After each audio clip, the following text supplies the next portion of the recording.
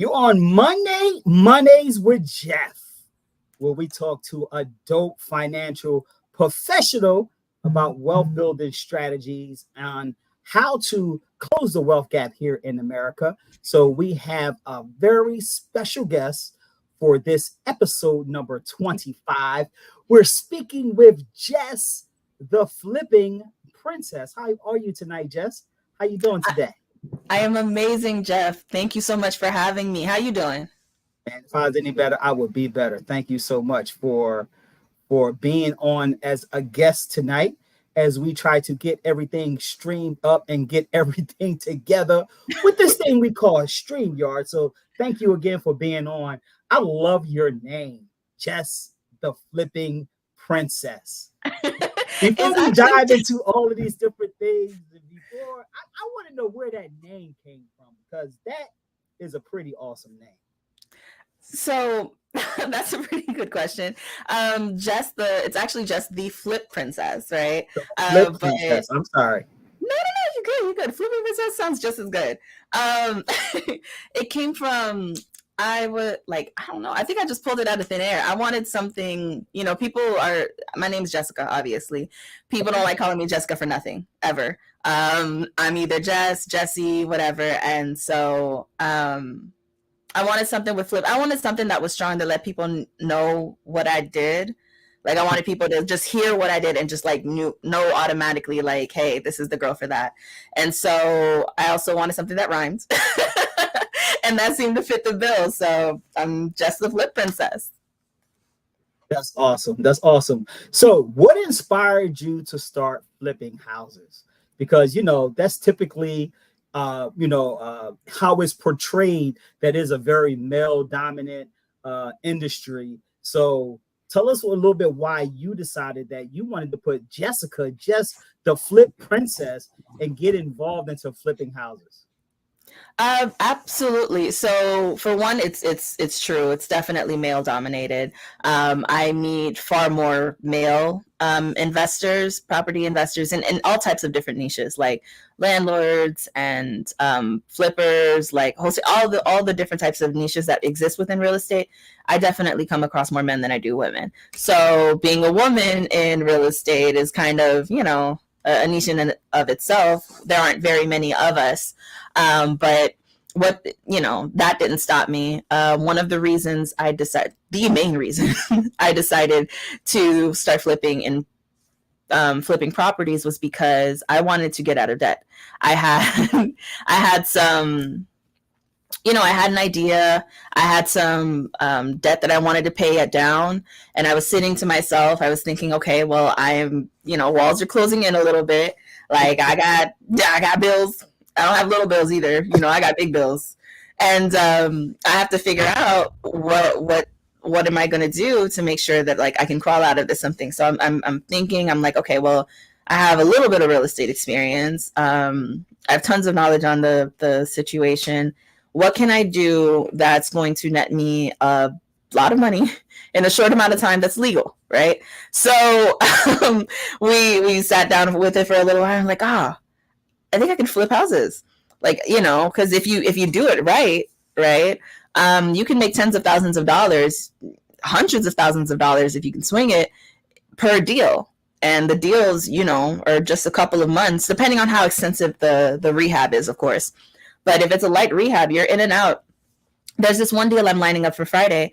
Rehab is going to be like 6 weeks, so you do stuff like that. You're in and out in a few weeks, and you have, this one should net $80,000. 6 weeks. There's not a whole lot of other things that you can do that in. So that's how we got into it. I saw the opportunity. I saw the need. I, put some things together, and then we got to flip. Okay, so that's kind of cool. So, everything looks good when you're doing it right. You understand what I'm saying? So, you can make a lot of money if the flip does go right. Mm-hmm. You can also lose a lot of money if the flip goes left. But I want to know what happened, like your very first flip. How did that go? Okay. My very, very first flip. So my very first flip, I did definitely stumble a little bit on that one. I made some rookie mistakes that could have went really really bad, but God. So what happened was my very first flip, I got the house. I got it under contract from someone who's in my network. We connected. They offered me the house. It was right in my buy box. It was right in something that buy box is the criteria that you use to purchase a house, right? So everybody has different buy boxes. Some people will only invest in single family homes. Some people will only invest in multifamilies. There's some people who don't want anything to do with either of them. This is how much they're willing to spend. This is how much, square footage they want, just the things that are important to you in a property before you invest. That's your buy box. So it fit, the property she sent me absolutely fit the buy box that I had at the time. And I decided to pull the trigger on it and get it. So I get the house, and I had some estimates done beforehand to kind of estimate, it was several hours from where I lived. So because I wasn't local to the deal, which was kind of reckless for a first deal, honestly, but because it wasn't local to where I lived, I had to have someone else go to the property, do the walkthrough, and come up with an estimate for me. So they did that, and they did it wrong. So, I'm operating off of, I think that I can get this house flipped for under 40,000. Like I had, intended to flip, to put like 30 something thousand into the deal, to rehab the property, make it look nice and put it back on the market. That number ended up being very close to 50. And it was just like, whoa, back up for a minute. Yes. Went from 40,000 to 250. No, not 250. Went from under 40,000. I thought it was going to be like 35, right, to almost 50, like a little bit over 50,000. I thought you said 250. No, that. I was going to say, wait a minute. Tell us about how that happened. No, that's crazy. No, thankfully that's not what happened. I went over budget a little bit, and because I was on a tight budget to begin with, that was super stressful. But I got creative. We cut some things that we didn't have to do. Some of the things we still wanted to do, we just found cheaper ways of making it happen. And we came out on top anyway. So that first deal, we made $109,000 anyway. So, that was really good. If I didn't leave enough meat in the deal to be able to afford that could have been very bad for me. So that was the first one. And it could have 100% been avoided, but and there's some red flags like in the report he sent me that if I had known better, but I didn't have a lot of experience at the time. If I had known better, I would have been like, these numbers don't sound right. Now you send me something like that, I'm gonna be like, but before, you don't know what to look for. So when you said the numbers look right when you first got the deal, but now that you got some experience under your belt, the numbers didn't look right. So for some people who are sitting on the sidelines, who maybe are looking at maybe the possibility of doing some real estate investing and particularly flipping, like what numbers should they be looking for to make a deal look right? So the main numbers are going to be your purchase price, the sale value of the house, and then your rehab estimate. Those are like your top three. So those three need to be tight. Like if you don't have that, you don't have the foundation of a deal. All the other stuff doesn't really matter if all of those things are off to begin with. So what, the purchase price and the sales price were already like a little bit tight. But the rehab, it would have been okay as if the rehab stayed what it was, but it didn't. As I just explained, it definitely snowballed. And what someone really needs to look for is to make sure that the rehab estimate actually makes sense of what you expect to pay. So if a lot of other people, like if you have a little bit of experience, that someone telling you that, for example, one of the things that went wrong in that first deal was the HVAC, which is the AC, the heating system. For anybody who's not familiar with the term HVAC, your heating and cooling system that, heats and cools the entire house.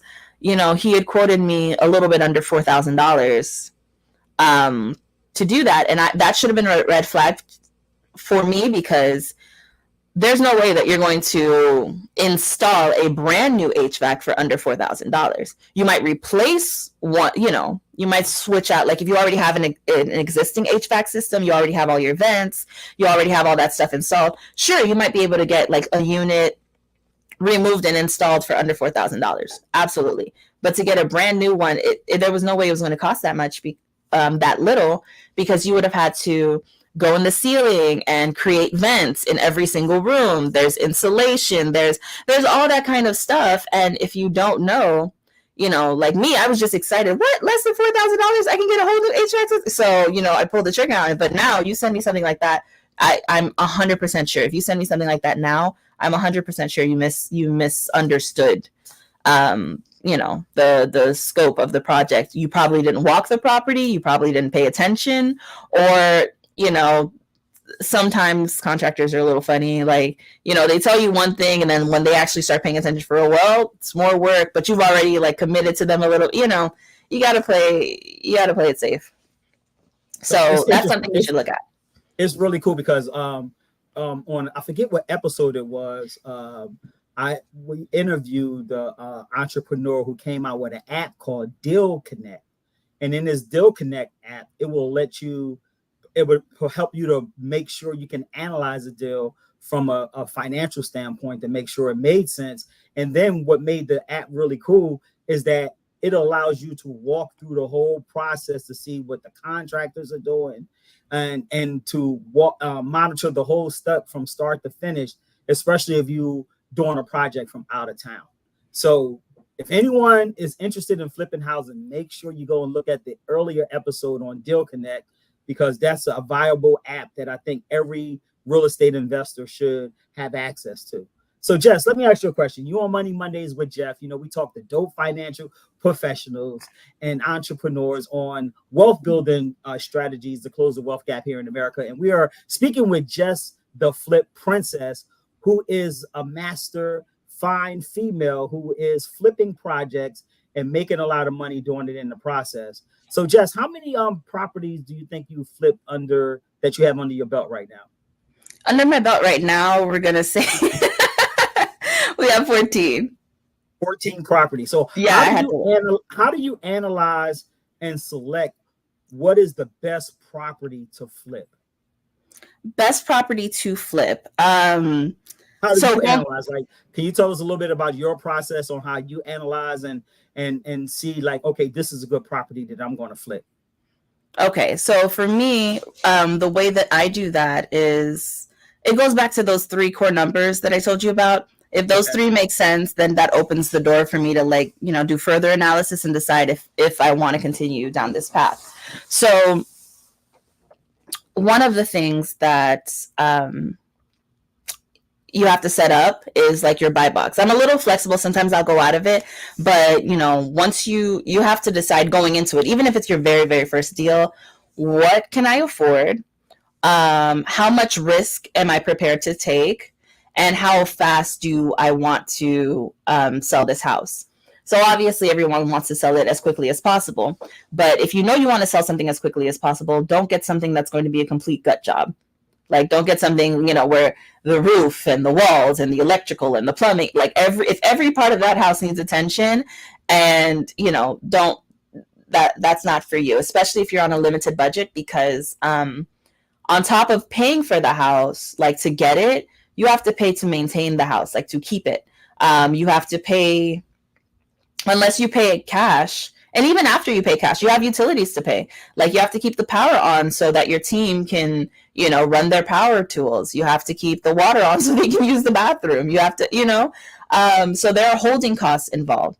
So I make sure that I can afford this flip comfortably. Otherwise, you're going to pay for it later, like not in the way that you were going to want to. And yeah, you want to make sure that you can like comfortably afford the place, and it fits your buy box, and it's a risk tolerance that you're comfortable with doing. So if all 3 numbers make sense, and then your risk tolerance like suits that property, that's definitely something that I need to make sure all align before I sign anything. So this next one that we're trying to get into the pipeline, single families are my jam. I love those. Um, the down payment was something that I was comfortable with. The neighborhood was something I was comfortable with, and this one I knew at this time, at this phase in my business, right, I wanted something in and out. I call them lipstick flips. Something that you just, you work on really, you do some cosmetic work to it, and then it's out. So this one was definitely a lipstick flip. And it was perfect for where I'm at. Like at this stage right now, things are things are a little weird outside. So I didn't want something that was going to be extensive, something that was going to be expensive, something that was going to drag on for 4, 5, 6 months. This one, the data supported that this one was going to be in and out. So based off of what I needed right now in this moment, it fit, and so we decided to go forward with it.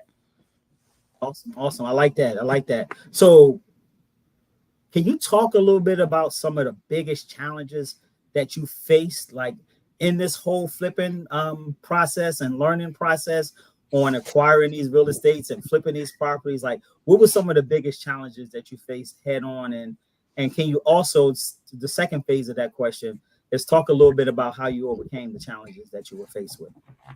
Okay, so I talked briefly about the challenge for the first one about being over budget. I didn't mention though that the reason that one went over so well was because we were able to get 30,000 more than what we were asking for on that property. So that definitely helped bridge the gap. So being creative about making additions that really push the value of the house, that was really helpful in overcoming challenges like that. Whatever you can do, and it is possible to do too much to a property. Like you could definitely overinvest in a property in ways that don't make any meaningful difference to the sales price. You want to avoid that. But one of the challenges that I faced is going over budget and then making sure that I'm going to be able to recoup that investment at the sale. That's one. Another one.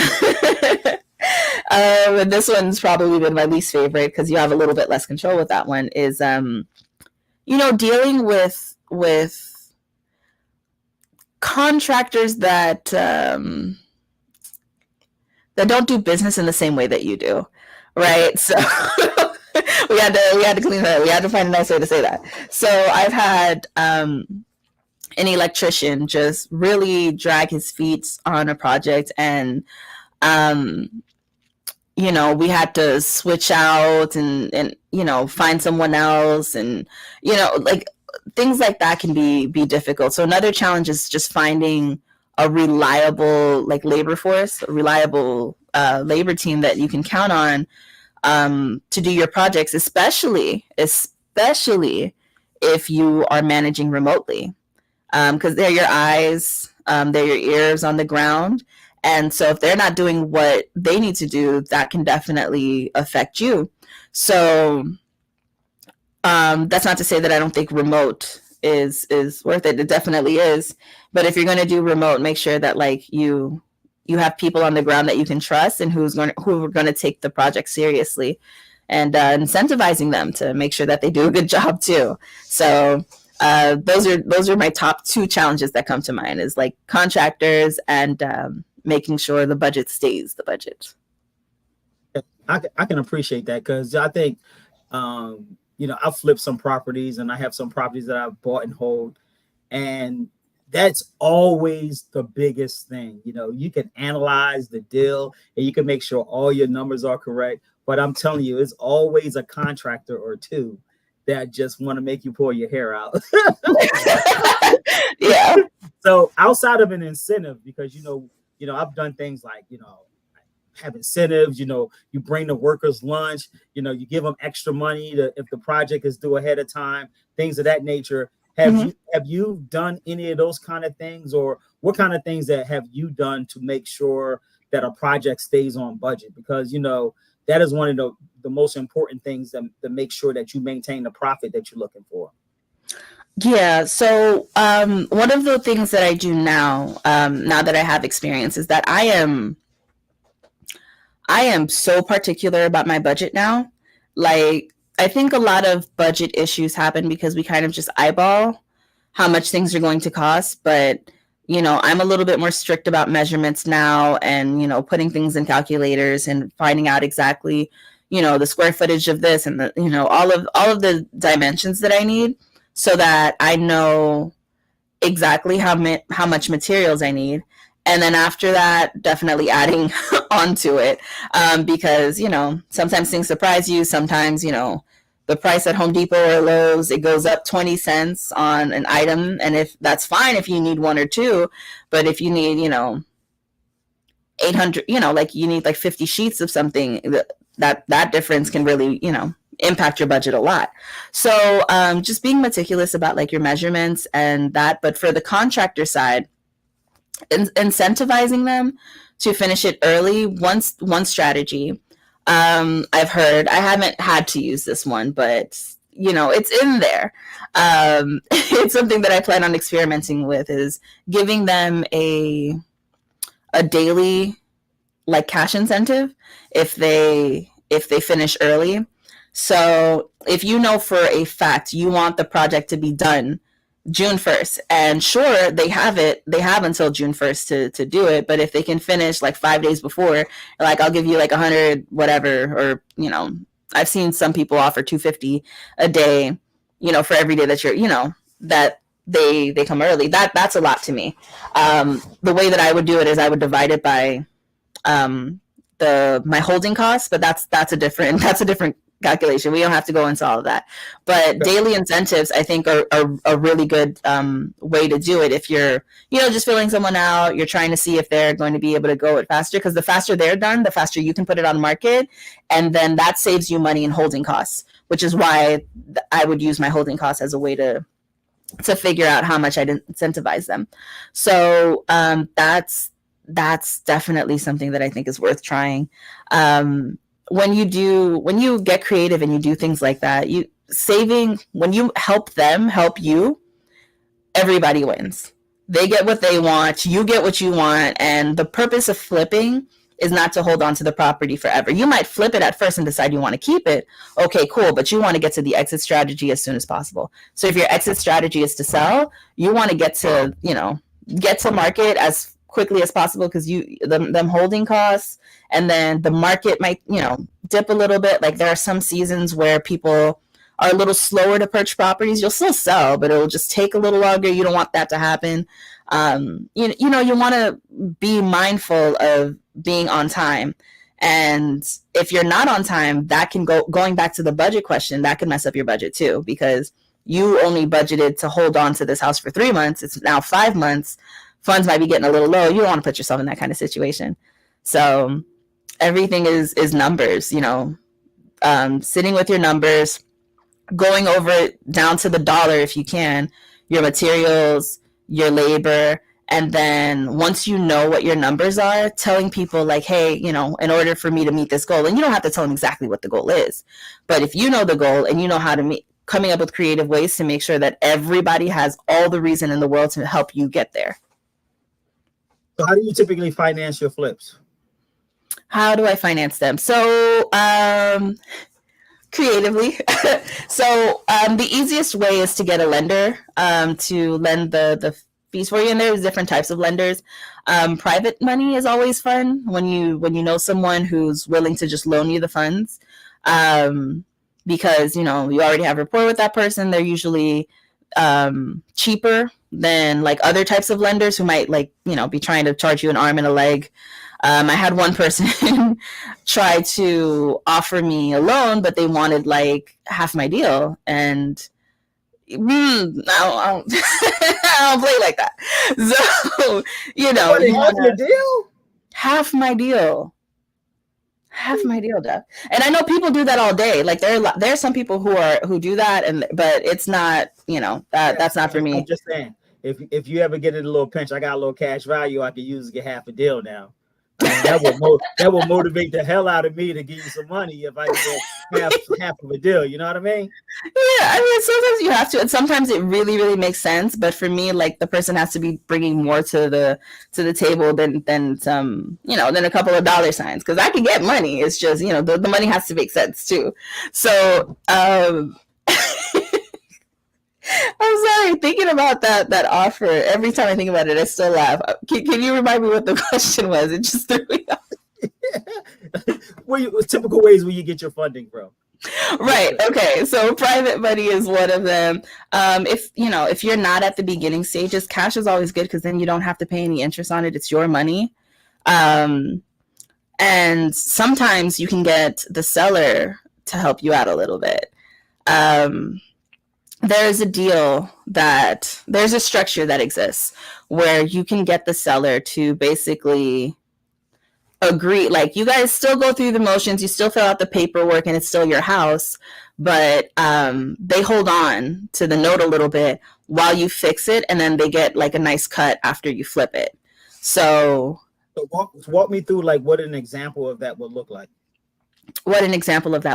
Okay, so in the simplest way possible, it's because we could have some beginners watching. You could have a seller who, maybe they have the house paid off, right? Like, let's use that as a really nice example. Maybe they inherited the house, or maybe they paid it off a while ago. So they're not like, they don't have this heavy mortgage on their back that they can't afford. They're not distressed. They're not a distressed seller in that way. So the house is paid off and they want to sell it, and maybe the house is a little run down. They want a little bit more for it than they would have gotten otherwise, or something like that. And so you can work out a deal with someone who's in that kind of a situation. And there's lots of ways that you can split it, but this is an example. Somebody in that kind of a situation, you can work out a deal with them. It's like, hey, look, sell me the house. You carry, the note. We'll do all the paperwork. You still go to the title company. You still get everything drawn up. You always want to have paperwork, always. And they're holding the note, which means that they're still, you're not paying them any money immediately. You go, you do what you have to do. It is your house, but the agreement is that when the house sells, you get whatever it is that you're going to get. Like, let's say it's a cheap house. It's like $50,000. But if it was fixed, they could sell it for like 130, so you don't pay the initial cost to get the house. You don't put any money into the deal, really. It's called seller financing. And then when you get to the end stage, you guys work out something that makes sense for the both of you. It's like, okay, well, the house sold for 130. You definitely have this conversation before it sells, though, right? You work out a deal like, when this house sells, this is the percentage you're going to get for, hooking me up. This is the percentage you're going to get for, doing the work and making sure. And, we both walk away happy that way. I didn't have to come out of pocket a whole lot. I didn't have to go find all the cash or the down payments or anything like that. And then the seller doesn't have to, they already have the house. You guys have rapport probably, and they can get a little bit more than they would have if they hadn't sold it to you. So it works out for everybody. Real estate is really about coming up with win-wins for everybody in the deal. So if you can find a creative way to do that, do it. It'll save you money. You get to keep yours in the bank, and everybody walks away a little bit richer. You're on Money Mondays with Jeff, where we talk to dope financial professionals on wealth building strategies, the close the wealth gap here in America and create some generational wealth. We are speaking with Jess the Flip Princess, a masteress. I like that word. I just made it up, but a masteress on flipping properties for profit. And one of the things I want to circle back on, I know you touched upon it a little bit, but I want to really have this for new investors who may be looking to get into this flipping game, because real estate is a very, very sexy topic right now. It's a very moving topic right now, and it's moving very creative in a lot of areas, and a lot of people are looking for opportunities to get in flipping. So I want you, could you like talk a little bit about, you mentioned some things earlier, but can you circle back around and talk about a few things about traps that flippers, especially new flippers, should be really aware of when they're looking at their investment projects? Traps that new flippers need to be aware of. Number one is your due diligence. You're right. This is something that we talked about a little bit earlier, but doing your due diligence to make sure that your budget is tight. You go through the whole checklist of everything that a house might need. I have a such checklist. I'll send you the link for that. But you go through a house, windows, doors, trim, paint, vents, outlet covers, like little things like that, that if you're not paying attention, kind of add up really quickly. You want to make sure that you do that, because missing one thing, especially if it's a big ticket items are expensive repairs. So things like your roof, things like AC, things like, redoing the panel of a house, those are your big tickets. So making sure that those T's are crossed and those I's are dotted is definitely important, as well as like the little things too, because if you get enough little things not right, that can definitely impact your budget in a negative way as well.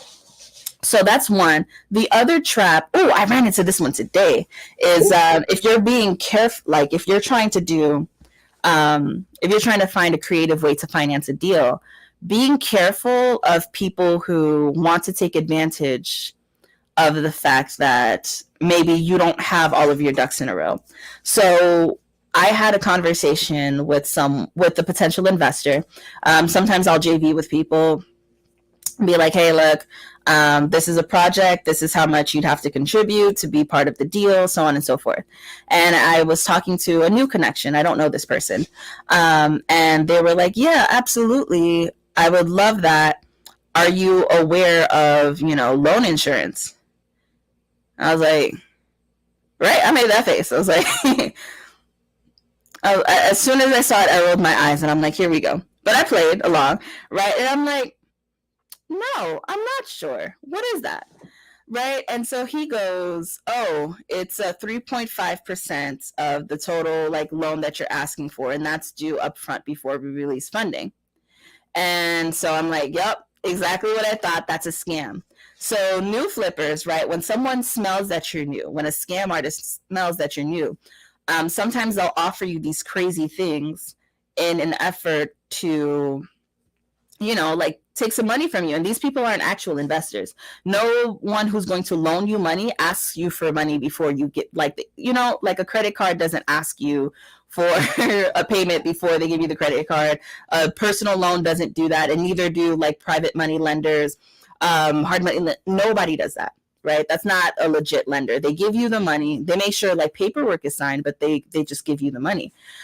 So if you're a new flipper, that's definitely something that I want to bring attention to. You want to be careful of people who are like, yeah, sure, I can fund your deal, but this is how much money you're going to pay me. You have to wire them, or you have to cash app them, or you have to Zelle them, something crazy like that before they can help you.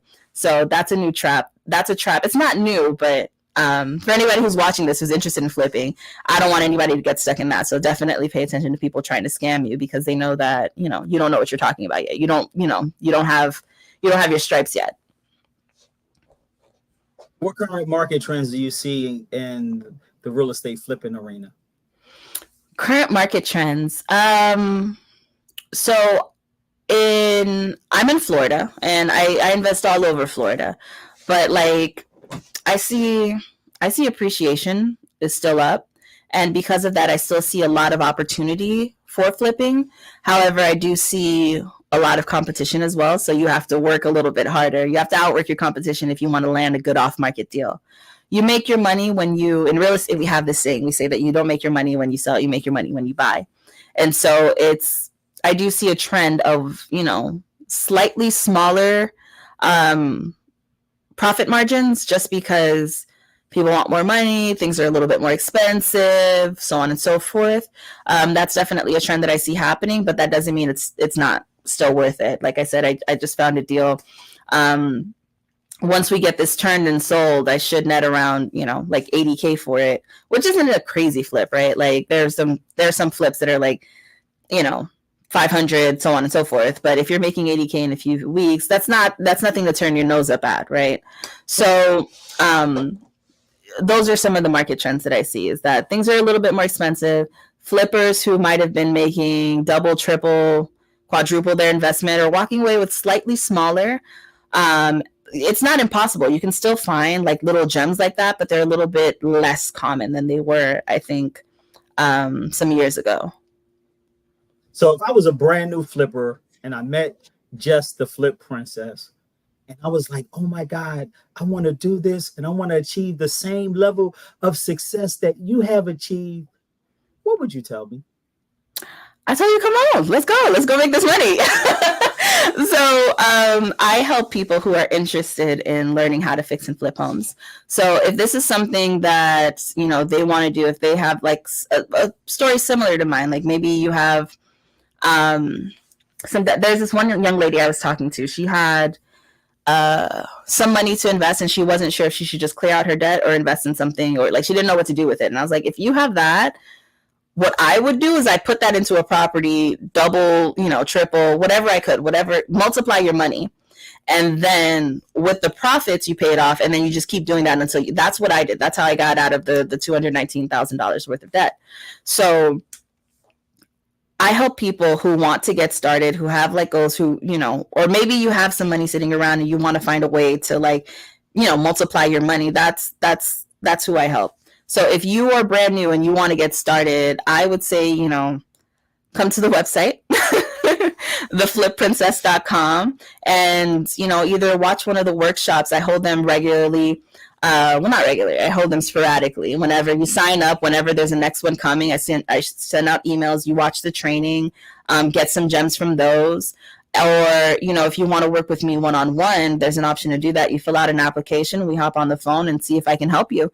And if I can, I'd love to, because, flipping homes has definitely changed my life. And the more people I can help, live a little bit more freely, not have to worry about bills in the same way, unlock financial freedom earlier.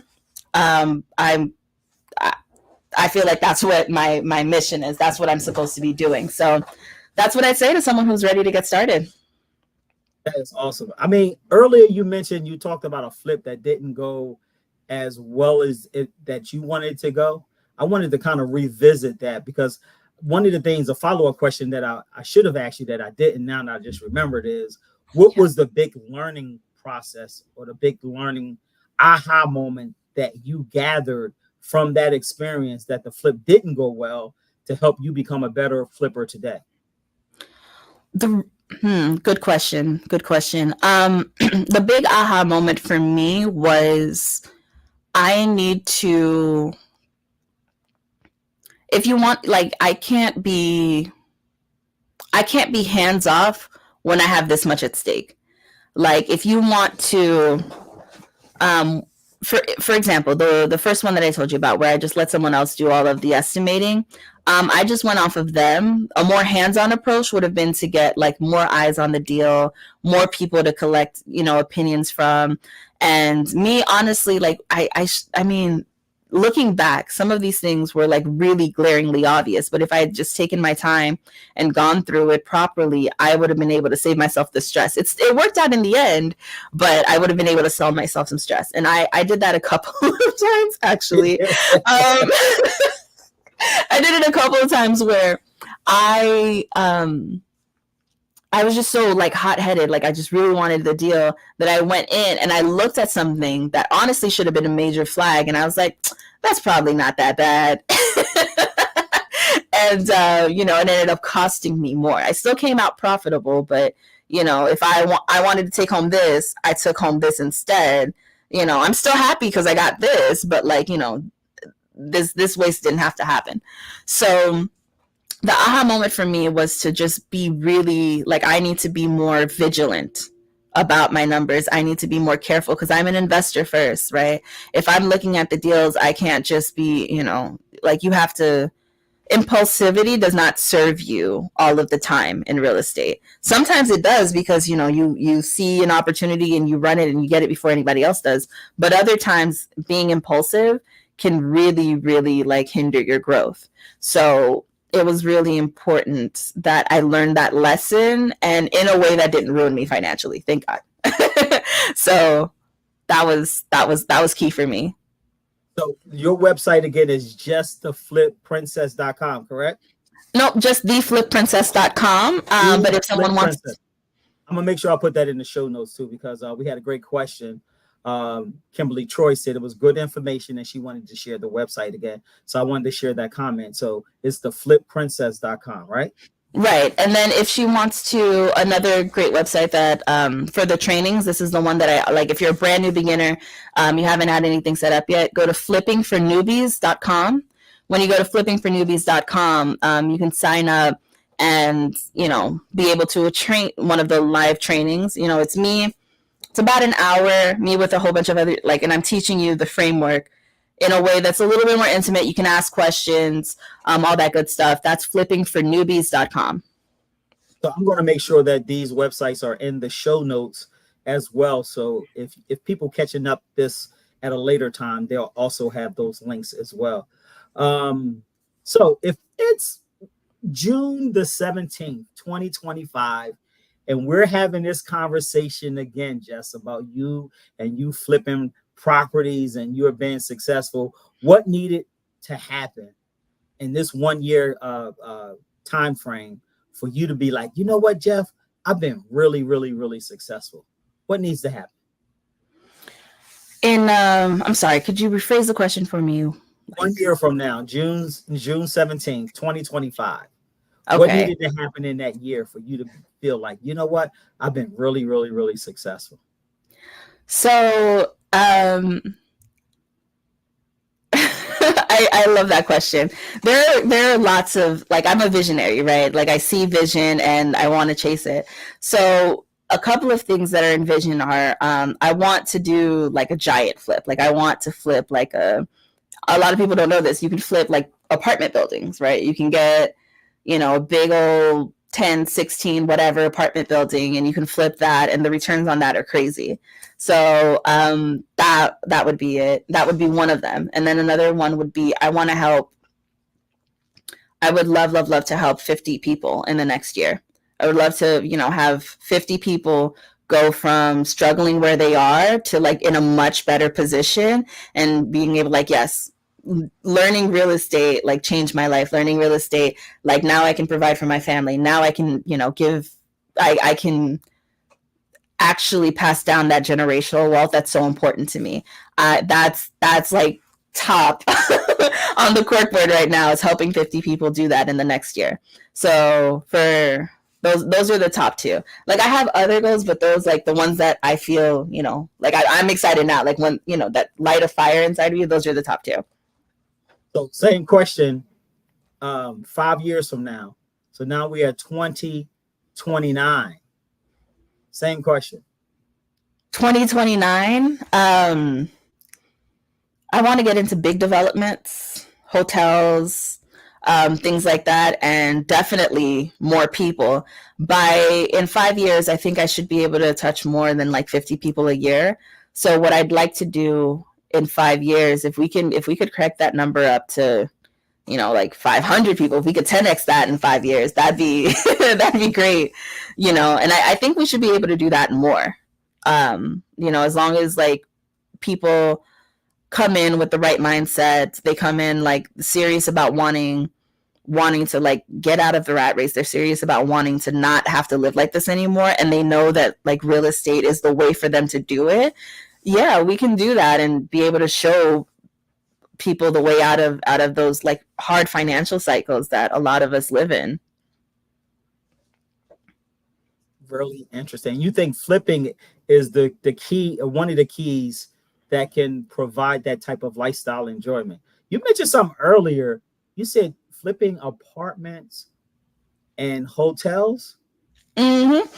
I'd like to talk a little bit about that, because I always heard about flipping in the sense of, homes and duplexes and triplexes, but I haven't had too many. Haven't heard of too many conversations about flipping apartments and flipping hotels. So could you just dive in a little bit of that and shine a light on it for me? Yeah, absolutely. I got you. So in the same way that you can flip a house, a small multifamily, all that kind of stuff, you can flip really, really big properties too.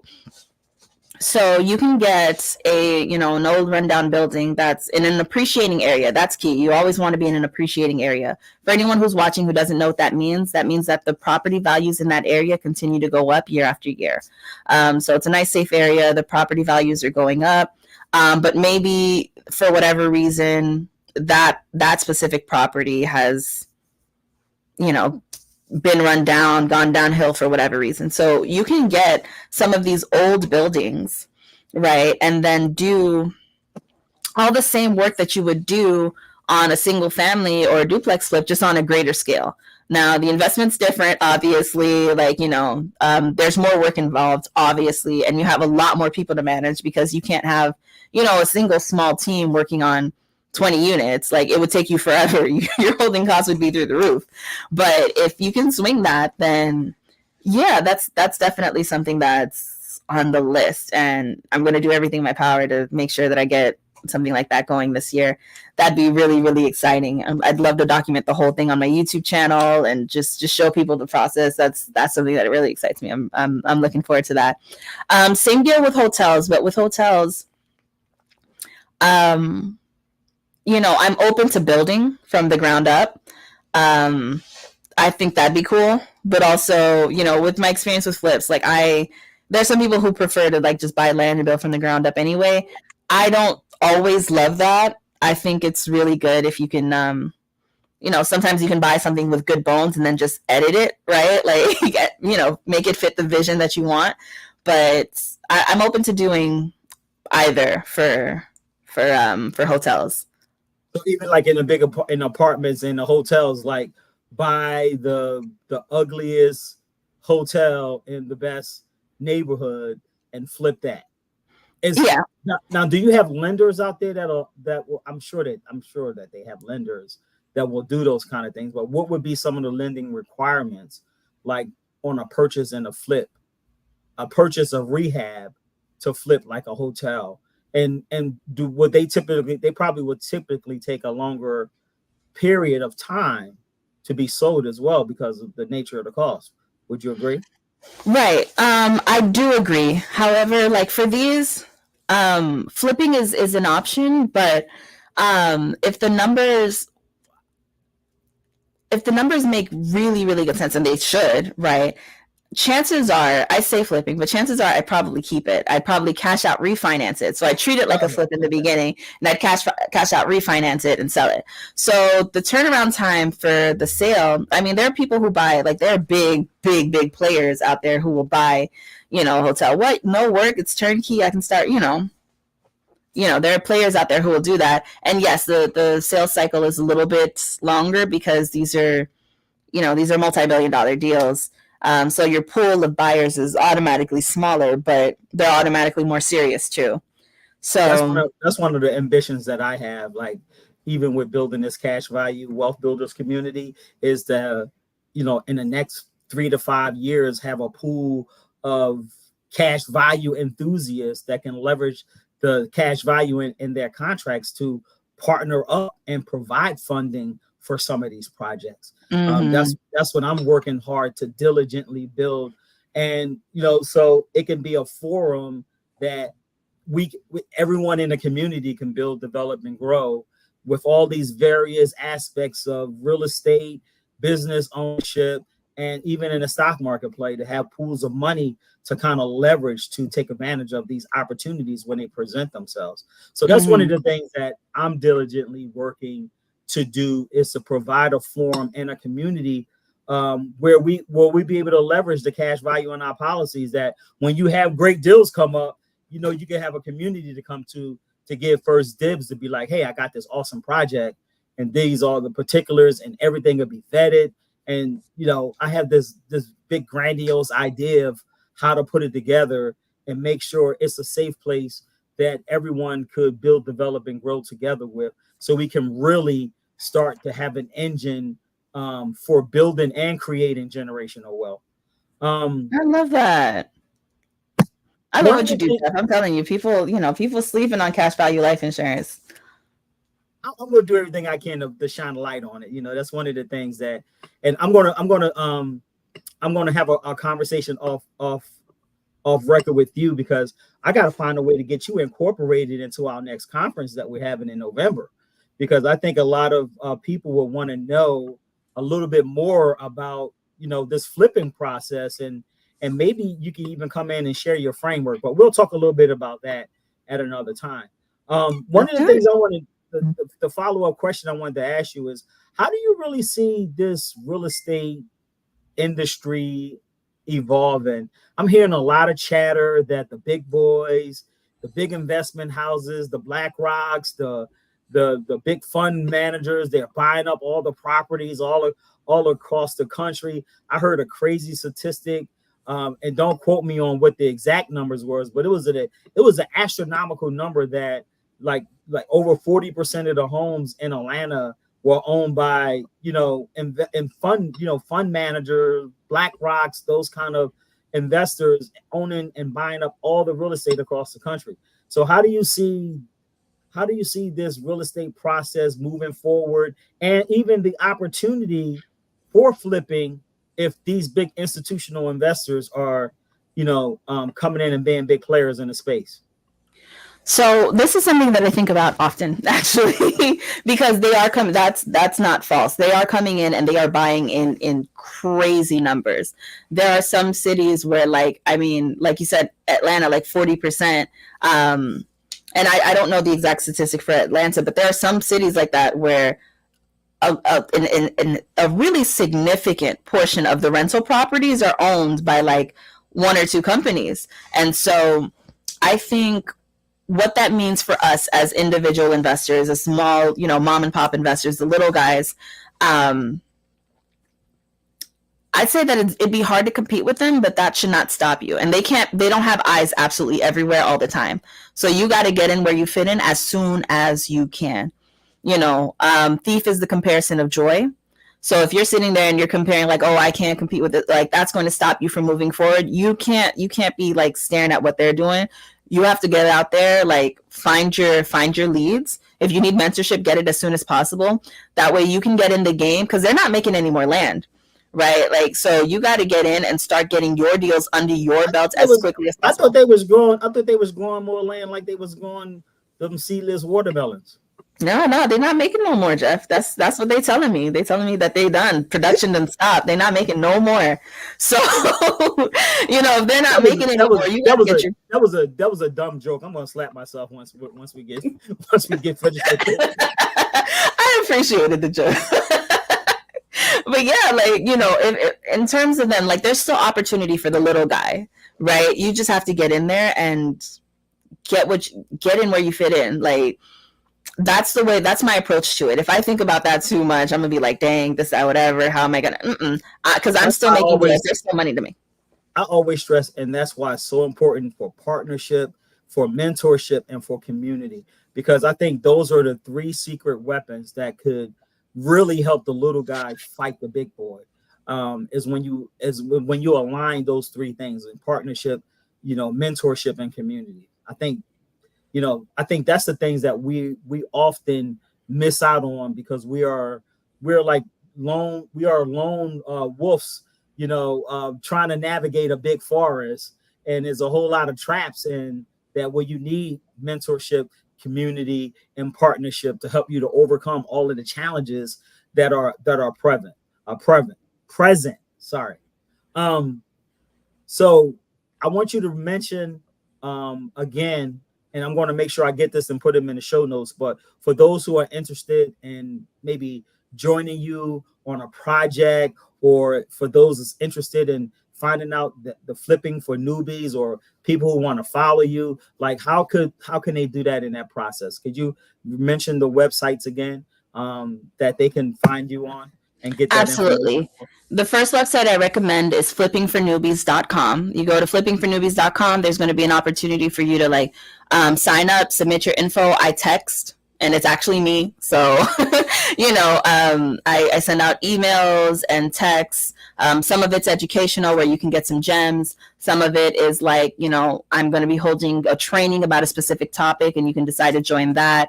So definitely flippingfornewbies.com. And sign up there. As for like my other handles, I'm the Flip Princess everywhere.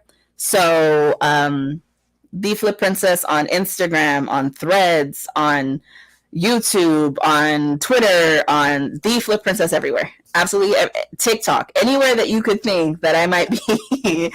That's where I am at the Flip Princess. That's the only name that you need to know.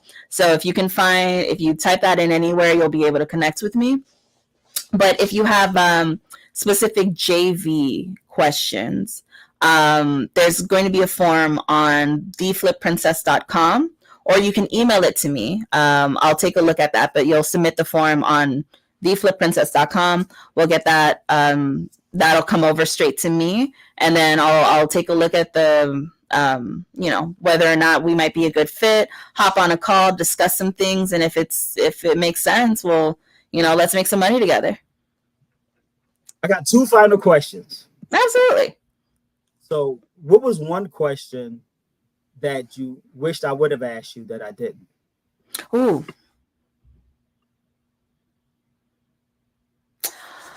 I have an answer to this, actually. What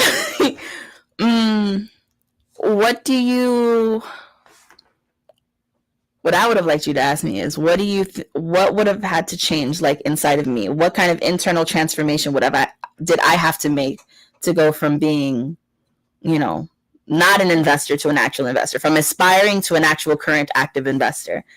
Because I think, some people hear the glitz and the glam and, yeah, you paid off $219,000 of debt in less than 2 years, like all that kind of stuff. But there's internal work that needs to be done too. So yeah. What was the internal work that you did that made you go from beginner flipper to master flipper? And talk a little bit about that process. Okay. Well, before you even go to master flipper, just to become, from aspiring or hopeful to like and actually in it, that's the first step. That one, I think the first transformation is taking control of your fear. I am someone who before that transformation, I'm just naturally like anxious, scared. I don't want to do this. What if I lose? What if this goes wrong? What if this? What if? Like, you can let those what ifs completely just take over your life and just paralyze you and freeze you into not doing anything. So the transformation that I had to do was just to have faith in my numbers, have faith in my education, have faith in, like, this is what I'm supposed to do. And if I had a mentor at the time, which would have saved me some trouble, having faith that, like, I'm being guided in the right way. So with real estate, I like this more than I like lots of other investments, because I know exactly how much I'm going to make before I even sign a contract. Or exactly is not right. I know thereabouts how much I'm going to make before I sign a contract. I know I'm going to walk away with, 120 or 180 or 60 or whatever the profit is going to be. And if you learn the process and you do it right, when you have the numbers in front of you and you know that they're backed and you know that they're, replicable, like if someone else ran the numbers, they'd come up with the same thing. That makes it a lot easier for you to take the plunge, because you're not operating off of your fear. You're operating off of faith that's backed with facts. So something like that, I think, was really key to my personal transformation. And I think I want to spend more time talking to my community about making that shift using faith and facts. That all ties into that abundant mindset, which, practice and preach a lot, because thinking can really kill and derail almost anything you're trying to do. So it's very important to make sure that you develop a really and a mindset of abundance, because what you think ultimately is going to determine what you become. So that is so very important. And we talk a lot about that, about eradicating that stinking thinking, because it stops you from the greatness in you from coming out. So my final question, which is a signature question that I'm going to be asking each and every new interviewee or new guest that comes on Money Monday with Jeff, where we talk to dope financial professionals on wealth building strategies to close the wealth gap here in America and build some generational wealth.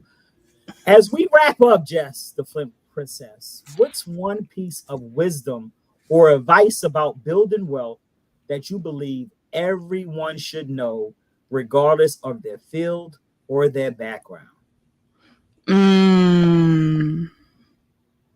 Ooh, one piece of wealth is that one wealth wisdom nugget. I would say Um, I know I don't want to sound cliche, but you have to, you need multiple vehicles to get to where you're going when it comes to wealth.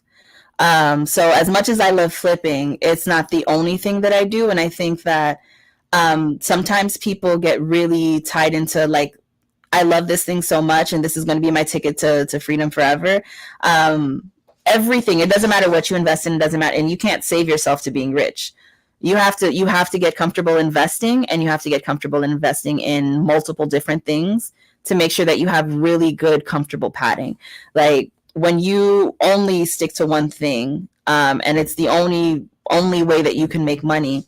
If anything in that goes wrong, like you're in trouble. So you need multiple vehicles. You first of all, you have to get comfortable investing. Period. Because like I said, you can't save yourself to being rich. Like you can't save enough pennies to become, a millionaire. Not unless you're already a millionaire, and then you're just, like you would have to. They got to tell Dave Ramsey that. You don't. We're not gonna get started. But if you would get to wealth so much faster if you take these coins and you put it into something that would multiply, and you have a couple of different avenues, you have a couple of different vehicles, you have a couple of different cars that are going to take you there. So get comfortable investing, one, and then two, find different ways to invest. That way you have multiple eggs in multiple baskets.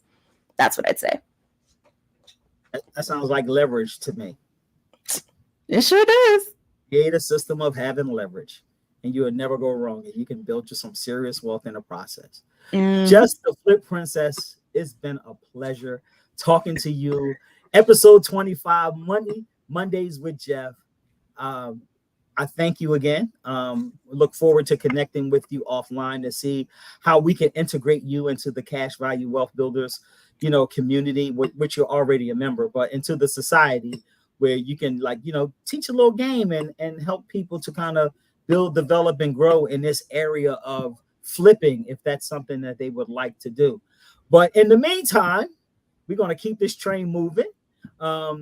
Make sure that you connect with us. And that's going to be in the show notes. Make sure you like this and follow this. Share it with a friend. It's tons of nuggets in this episode for you to avoid some traps in real estate flipping and to get some wisdom, and to get a mentor in the process if you need one as well, with Jess the Flip Princess. So make sure you go back and rewatch this and catch all of those nuggets that was given. Make sure you stay tuned and join us next week. We'll have another dope financial professional here on Money Mondays with Jeff, sharing some information and some knowledge on strategies on how to build wealth and close the wealth gap here in America. I'm Jeff Moore, also known as Jeff the Wealth Builder, as your host. It's been a pleasure serving you guys tonight and bringing you another valuable guest here on the platform. Make sure you stay tuned with us. We got a nice Wealth Builders, Cash Value Wealth Builders Conference coming up November in Atlanta, Georgia. We would love for you to be there. I'll have the link in the show notes that you can find out more information on attending. And I look forward to seeing you guys next Monday. It's been a pleasure. Thanks again, Jess the Flip Princess. And thanks for having me. It's been my pleasure. You guys have a great day. See you guys next week when we have another episode of Money Mondays with Jeff. Have a great night, guys. Good night.